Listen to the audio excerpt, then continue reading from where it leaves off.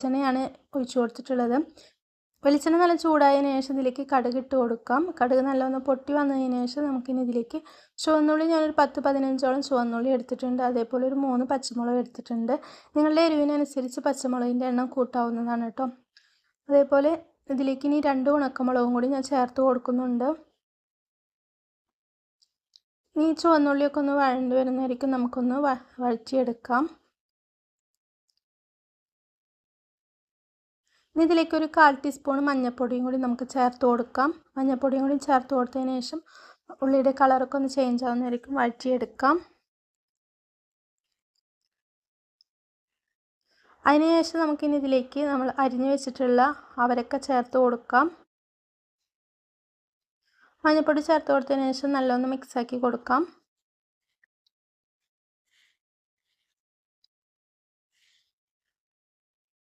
ഇനി ഇതിലേക്ക് അവരക്ക നമുക്ക് ചേർത്ത് കൊടുക്കാം. അവരക്ക ചെറുതായി അരിഞ്ഞ അവരക്കയാണ്, അപ്പോൾ അതേ രീതിയിലാണ് ഞാൻ ചെറുതായി അരിഞ്ഞത് ചേർത്ത് കൊടുക്കുന്നത്. അപ്പോൾ ആദ്യമായിട്ടാണ് എൻ്റെ ചാനൽ കാണുന്നതാണെങ്കിൽ ഒന്ന് സബ്സ്ക്രൈബ് ചെയ്തിട്ട് തൊട്ടടുത്തുള്ള ബെല്ലൈക്കൺ ഓൾ ഓപ്ഷൻ അടിച്ചിടാനും മറക്കരുത്.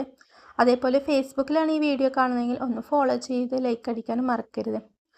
അപ്പോൾ ഞാനിവിടെ അവരക്കെല്ലാം ഇട്ട് കൊടുത്തിട്ടുണ്ട്. ഇനി നമുക്കൊന്ന് മിക്സാക്കി കൊടുക്കാം.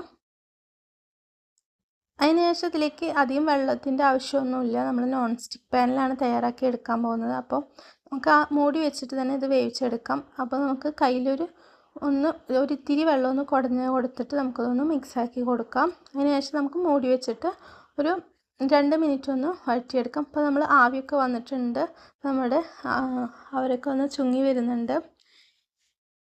നല്ലൊന്ന് മിക്സാക്കി കൊടുക്കാം. നമ്മൾ ഉള്ളിയൊക്കെ മുളകൊക്കെ എല്ലാം അടുത്താവുന്ന വരയ്ക്ക് നമുക്കൊന്ന് മിക്സാക്കി കൊടുക്കാം.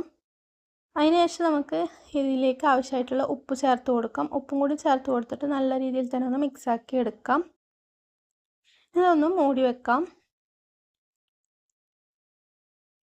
മൂടി വെച്ചൊരു 2 മിനിറ്റും കൂടി കഴിഞ്ഞതിന് ശേഷം നമുക്കതൊന്നും കൂടി ഇളക്കി കൊടുക്കാം. ഇപ്പോൾ നമ്മുടെ അവരക്ക